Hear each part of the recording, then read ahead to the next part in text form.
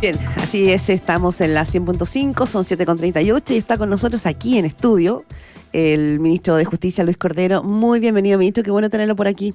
Buen día. Se agradece estar en estudio porque decíamos, ¿no? La conversación es distinto. Gerardo, usted tenía la primera pregunta, dispare. Bueno, usted pidió, ministro, una autocrítica a las ISAPRES, pero ellos dicen que siempre han estado disponibles al diálogo. Lo dijeron aquí, ayer su representante, a donde mismo está sentado usted, para encontrar una salida a la crisis. El gobierno aún no hace una propuesta, en todo caso, al sector. Ha demorado demasiado. Ayer se hablaba en la Comisión de Salud que podían en mayo tener lista la ley corta, para ser sinceros.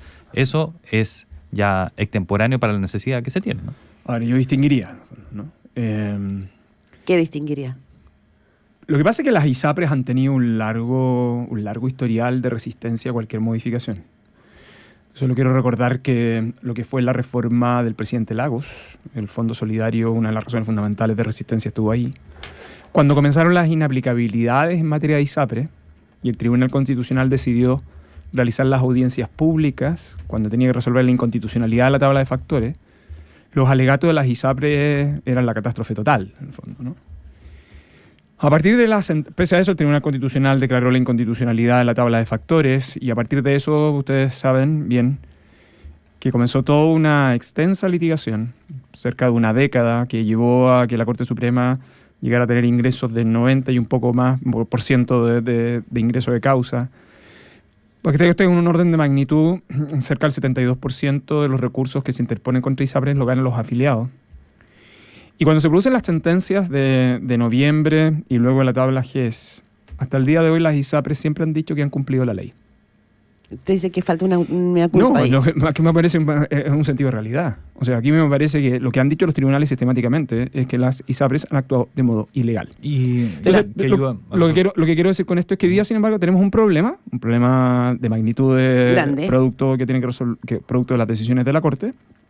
El gobierno envió la ley corta de ISAPRES.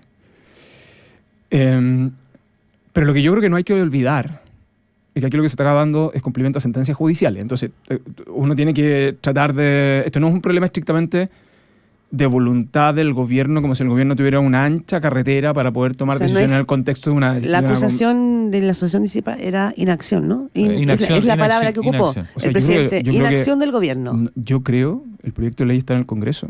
Ellos han asistido a todas las sesiones, a todas. Y si hay algo que no se le puede imputar al gobierno, es inacción.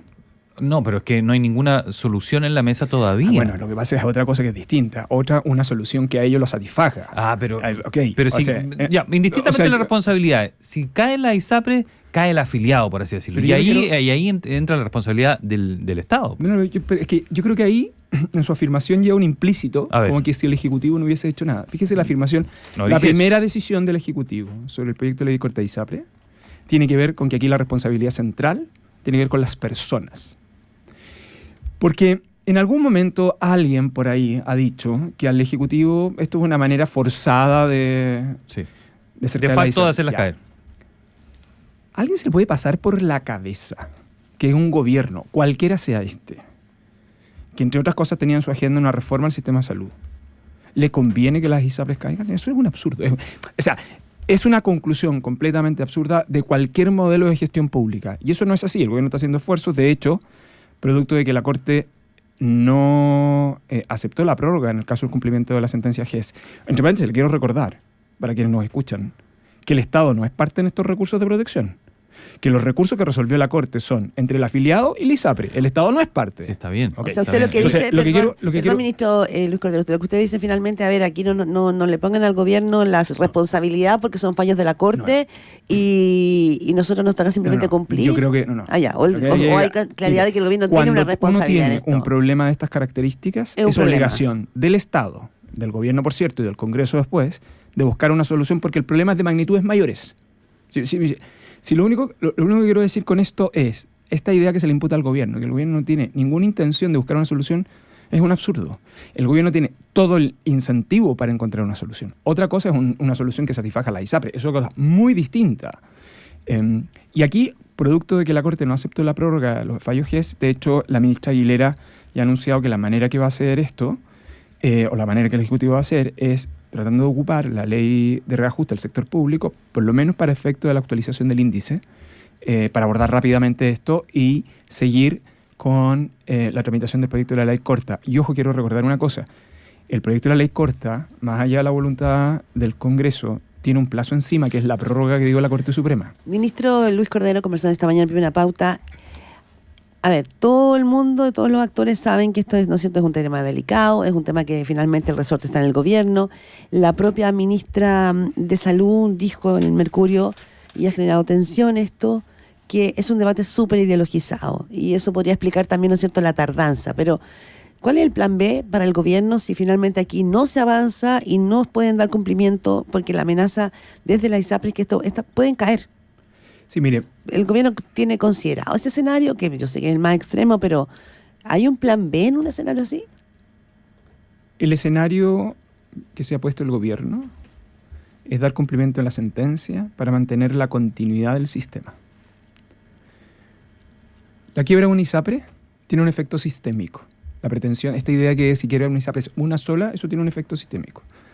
Y por lo tanto la voluntad del gobierno, la voluntad que ha manifestado la ministra Aguilera, la voluntad que ha manifestado el gobierno en su globalidad, es encontrar una solución que permita dar cumplimiento al fallo y dar continuidad al sistema. Porque el efecto de magnitud que genera en el sistema y para los afiliados es significativo. O sea, yo creo que en eso el gobierno no se ha perdido, lo tiene muy claro. Otra cosa distinta es cuáles son las expectativas que tiene el sector de cuál es la solución. Pero yo creo ellos dicen que la expectativa es no quebrar nomás. Nada más que... Yo le voy a recordar la palabra de la Asociación de ISAPRES cuando sale el informe del Comité de Expertos, que establece una forma de cálculo para 1/3 de la deuda. Ellos reclamaron incluso que ese monto era improcedente. Yo aquí no estoy agregando sino palabras de ellos. Y la palabra que a continuación dice que no les corresponde porque ellos han actuado de conformidad a la ley. Yo cuando digo un poquito de autocrítica, es que tiene una abrumadora cantidad de sentencias en contra. Es bien difícil dialogar con una industria que no reconoce parte de su error. Y esto, cuando lo estoy diciendo, no estoy hablando exclusivamente por el gobierno, también lo estoy hablando por parte del Congreso. O sea, hay una voluntad genuina de los senadores y de las senadoras que están en la Comisión de Salud, de tratar de abordar esto. Cuando usted tiene una industria que persistentemente dice que lo ha hecho todo bien, entonces tenemos un problema. Ya, pero ellos dicen que su límite, por así decirlo, su piso es ser viable. Es más, ayer el representante de la ISAPRE dice aquí que ellos son un sistema viable hasta los fallos. Y luego se vuelve así inviable como se está dando hasta ahora. Entonces, ¿usted siente que buscan algo más allá que ser simplemente viables? Lo que pasa es que, mire, como lo explicó el ministro Marcel el día domingo, este es un problema de cómo equilibrar sus ingresos con sus gastos. Hay un tema regulatorio por medio también. A mí me extraña esto de que antes de las ISAPRES, nosotros hemos mantenido un sistema de ISAPRES completo y absolutamente judicializado. Y lo que hoy día están diciendo respecto a la judicialización lo dijeron las audiencias públicas del Tribunal Constitucional en el 2010. Yo lo único que le pido a la industria es un poquito de consistencia y un poquito de autocrítica. El resto, el sistema político, el gobierno y el Congreso están buscando la solución adecuada para permitir que los afiliados tengan sus prestaciones y no solo eso, sino que además el sistema mantenga una continuidad. Todo el mundo tiene perfectamente claro, no es necesario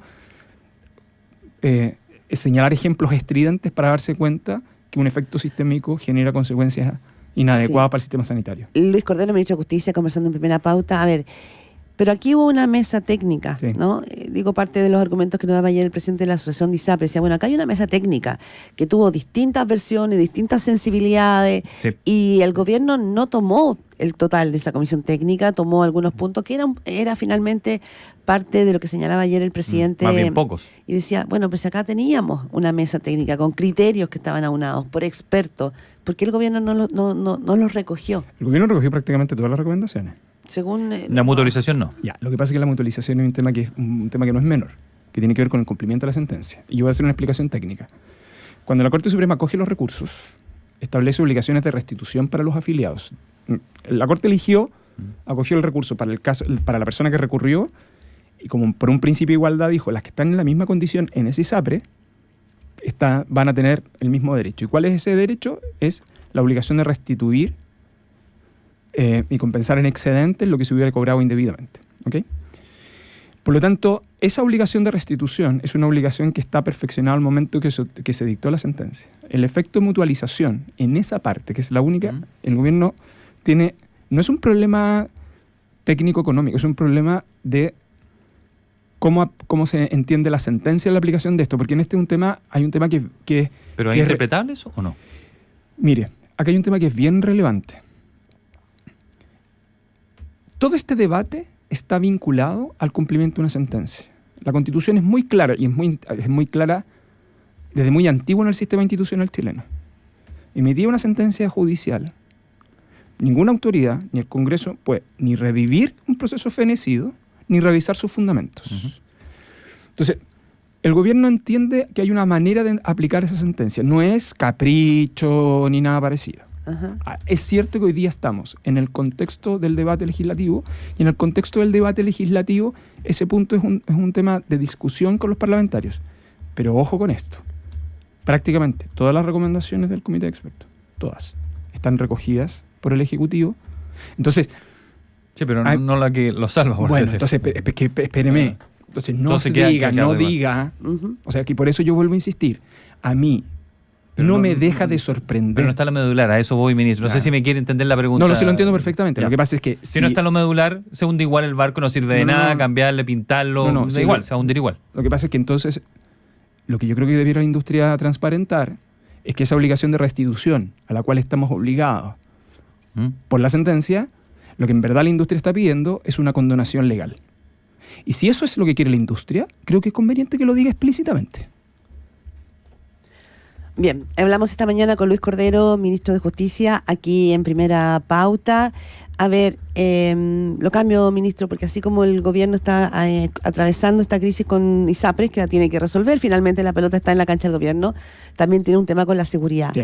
Usted es el ministro de Justicia, yo sé que no es el ministro del Interior, pero finalmente acá hay una sensación ciudadana de que el gobierno no está pudiendo entregarle la certeza y la seguridad que uno espera del Estado.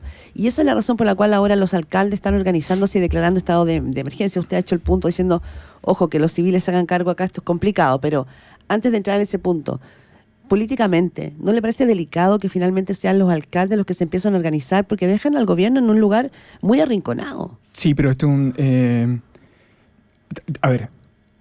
sin desmerecer la situación en la que estamos, porque la situación en que estamos es una situación compleja. 37 asesinatos. O sea, no solo ese tipo de tasa de homicidios, sino que además ha aumentado los imputados desconocidos, que yo creo que es una de las cosas relevantes desde el punto de vista de la persecución criminal.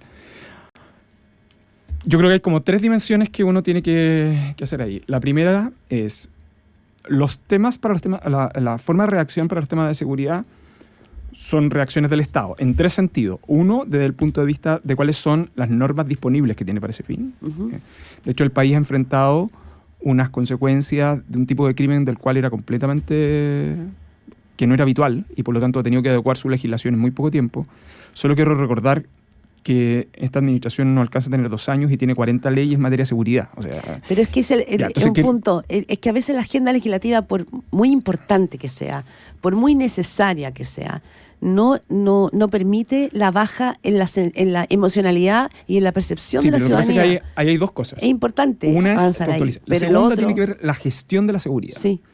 Y en la gestión de la seguridad hay un rol que le corresponde al Estado, a las policías, al sistema de justicia, en la eficacia de la persecución criminal, y a los municipios. Yo quiero recordar en esto que los municipios tienen un rol.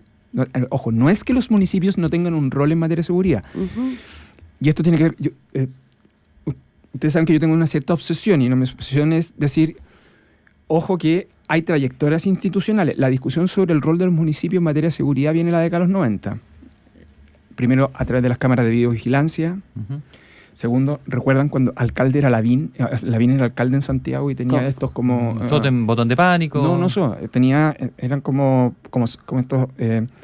estas escaleras donde estaban los salvavidas en el centro, que eran... No eran los salvavidas. Eran como... vigilantes. Lo está confundiendo con la playa. Ya, pero con la playa de Lavín. Ya, pero eso lo que quiero decir... Un complemento. Lo que quiero decir es que desde la década de los 90 hemos venido discutiendo sobre el rol complementario de los municipios en materia de seguridad. Y entonces, los alcaldes han instalado cámaras de videovigilancia. Las cámaras de videovigilancia en un momento determinado se judicializaron. De hecho, el globo de Barnechea, los drones de Las Condes, todos esos casos los alcaldes los ganaron en los tribunales. Pese a que no existía legislación. Se modificó la ley, se agregó la seguridad pública. Hoy día los planes comunales de seguridad pública, producto de las modificaciones legales, se han incorporado. Lo que quiero decir con esto es bien relevante, es que progresivamente desde los 90 hasta hoy, los municipios les hemos ido reconociendo, estoy hablando del Estado de Chile, un rol en materia de seguridad. Por lo tanto, la reacción de los alcaldes... Está bien, entonces. La reacción de los alcaldes a situaciones de estas características es natural e inevitable. Ahora, otra cosa distinta son iniciativas que están en el límite y que pueden generar condiciones de riesgo, no para los ciudadanos solamente, sino que para los propios alcaldes. ¿Pero la de ayer es jurídicamente cuestionable? ¿Cuál? Lo que se anunció ayer, el estado de emergencia. Lo que pasa es que en el estado de emergencia comunal hay que hacer una distinción. Porque ellos dicen que para liberar más recursos y poder recurrir más rápido. Y ahí mi único punto es el siguiente. Yo no soy el asesor legal de los alcaldes, pero el estado de emergencia tiene dos dimensiones. O usted lo utiliza para mecanismos, si usted cree en un estado de emergencia, para intervenir excepcionalmente en la comuna. Esto fue lo que quisieron hacer algunos alcaldes con la pandemia. Recuerde que recurrieron y cerraron los límites comunales, establecieron toques de queda y la Contraloría les tuvo que venir a decir, oiga, usted no puede hacer eso. Porque eso tiene que ver con un Estado que está regulado en la Constitución, en fin. La segunda alternativa es que usted quiere declarar una especie de estado de emergencia para liberar recursos de su gestión. Si esto es lo segundo, no tiene que ver con medidas de policía propiamente tal, sino que el liberar recursos. Ahí yo creo que, por cierto, le corresponde a sus equipos legales hacer esa evaluación, si están autorizados a realizar esos gastos. Sobre todo por una cosa, porque esa figura en la actualidad ellos las utilizan en materia de catástrofes. Pero no puedo interrumpir. Ellos dicen que una catástrofe. No, está bien. Lo que quiero decir es que los alcaldes, toda la historia institucional chilena, lo que demuestran, en este caso y en otros, es que suelen ser el primer movimiento en situaciones que fuerzan al gobierno central a actuar con más intensidad. Ministro Luis Cordero, todos sabemos que usted es un abogado de fuste. Lo que pienso es que quizás para la ciudadanía son importantes las explicaciones judiciales, institucionales, pero a veces son más importantes aquello que siente y percibe. Sí. El gobierno en un minuto, cuando Rodolfo Carter empezó con los mausoleos y el gobierno dijo que esto era realmente pura chaya, no sé qué, la ciudadanía lo miraba, pero algo veía en términos de la recuperación de ¿cómo se llama ahora? Los territorios, ¿no? Del espacio público. Y el gobierno terminó finalmente sumándose. Quiero decir que muchas veces los alcaldes han hecho cosas de avanzada, en que los gobiernos, le pasó también a Sebastián Piñera, terminan sumándose. Entonces, más políticamente, esto deja al gobierno en una situación de que no ha sido capaz y que son los alcaldes los que finalmente piensan a tomar el tema en sus manos. ¿No le preocupa que se genere esa sensación de que el gobierno queda fuera del juego? No, porque yo creo que los alcaldes cumplen un rol bien relevante, pero simplemente por la escala que tienen no pueden sustituir al Estado central.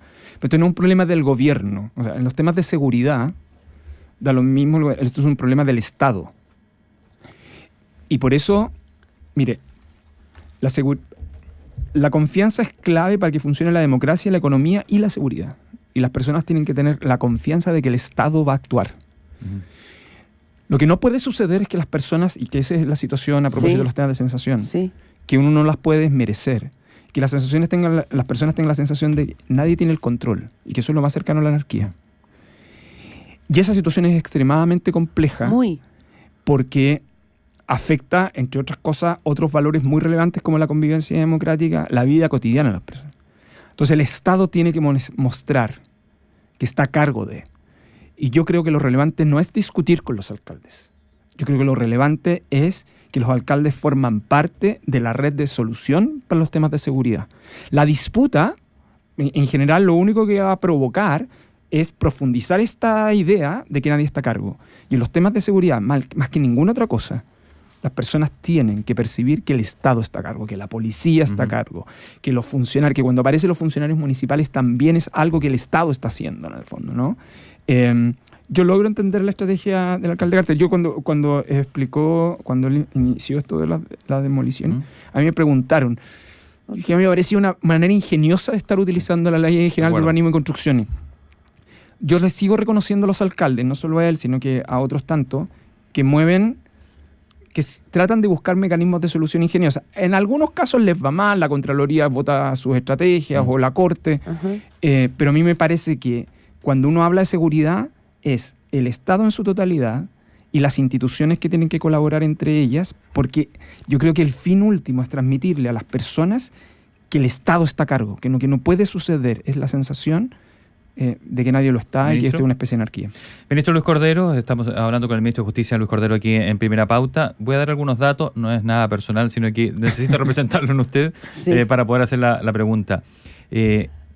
La gente por ejemplo, por el caso de la reina, ¿no? De esta persona que dispara porque ve con impotencia que están golpeando a su vecino, que es de la tercera edad, y él dispara para espantar al delincuente, le pega por la espalda y dicen, bueno, ahora él está en un gran problema. Pero si sumamos datos como lo siguiente, el 25% de los homicidios en Chile se cierran sin culpable. No hay. El 11% de los delitos que se cometen, el 11%, 1 de cada 10 prácticamente, termina con un condenado. Chile tiene 11.000 condenados que no ubica. El 80% de los que son detenidos y son responsables de un delito tienen cumplimiento alternativo.